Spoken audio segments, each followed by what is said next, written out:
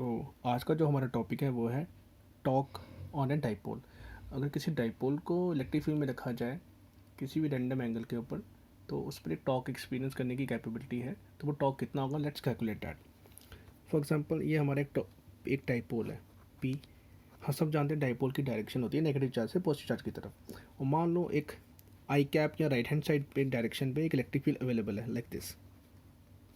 तो uniform electric field होने के कारण टॉक आ सकता है, लेकिन इस पर नेट फोर्स ज़ीरो होगी, ये हम सब जानते हैं, ये हमने पहले डिस्कस किया हुआ है। ठीक है, तो लेट्स फाइंड आउट कि टॉक कितना आएगा।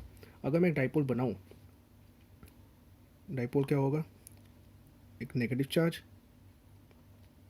एक पॉजिटिव चार्ज, दोनों के बीच में गैप कितना, डी अमाउंट का। और मान लो राइट हैंड साइड या आई कैप या हॉरिजॉन्टल डायरेक्शन में आपने एक इलेक्ट्रिक फील्ड दे रखी है, तो अगर इलेक्ट्रिक फील्ड आपकी इस डायरेक्शन की है तो इस पर एक फोर्स आएगी, कितनी, क्यू इंटू ई।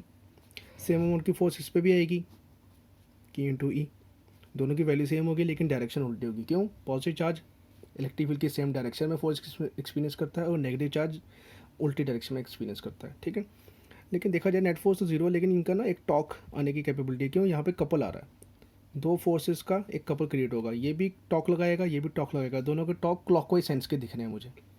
ठीक है, जिसको डायरेक्शन देखना नहीं आता, मैं एक सिंपल सी चीज़ सुना देता हूँ यहाँ साइड पे। तो अगर आपको टॉक की डायरेक्शन देखनी है तो आप आर वेक्टर से फोर्स की तरफ जाएं। अगर आप देखेंगे तो आर क्रॉस सर्व करेंगे तो ये आपको क्लॉकवाइज सेंस दे देगा। क्लॉकवाइज सेंस नज़र आ रहा है यहाँ, इसको आप इनटू द पेज या माइनस के कैप भी बोल सकते हैं। अगर सिमिलरली आर वेक्टर आपका यहाँ पर है और फोर्स आपकी यहाँ पर है, अगेन अगर आप आर क्रॉस एफ करेंगे, आर से फोर्स की तरफ जाएंगे तो आपको टॉक नज़र आएगा आपका एंटी क्लॉकवाइज। इसको आप कभी कभी एंटी क्लॉकवाइज को आप इससे आउट ऑफ द पेज या प्लस के कैप से भी रिप्रेजेंट कर सकते हैं। ठीक है, ये तो होगी टॉक देखने की डायरेक्शन। सेम यहाँ पे वही हो रहा है, ये आपका सेंटर ऑफ मास इसके अबाउट देखना है तो पोजीशन वेक्टर होगी ये, तो आर वेक्टर आपका इस डायरेक्शन में आ रहा है तो टॉक आपका आएगा क्लॉकवाइज। अगर इसका टॉक भी क्लॉकवाइज है तो सेम टॉक इसका आएगा, दोनों एक दूसरे को सपोर्ट करेंगे। तो नेट टॉक कितना आने वाला है, तो net torque will be torque is equal to Q into E into D effective. D effective क्या है, सेंटर मास से इफेक्टिव दूरी।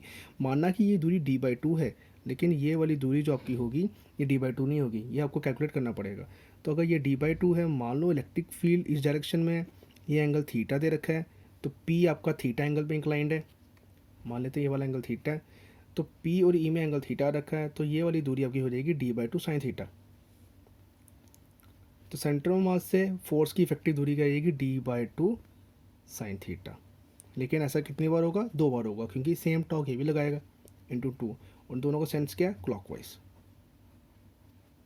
ठीक है, अगर हम इसी को फिर फर्दर सॉल्व करेंगे तो नेट टॉक आपका क्या आएगा, Q into D into E into sine theta.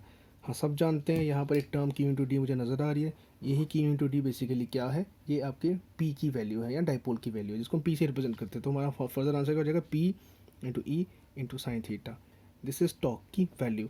लेकिन अगर आप उसको वेक्टर फॉर्म में लिखना चाहें, आप उसको वेक्टर फॉर्म में भी रिप्रेजेंट कर सकते हैं। कैसे करेंगे, मुझे यहाँ पे एक्सप्रेशन दिख रहा है पी ई साइन थीटा, तो हमको सबको पता है ए क्रॉस बी का फॉर्मूला का रिप्रेजेंटेशन है, तो टॉक वेक्टर फॉर्म में बेसिकली क्या हो जाता है, P vector cross E vector.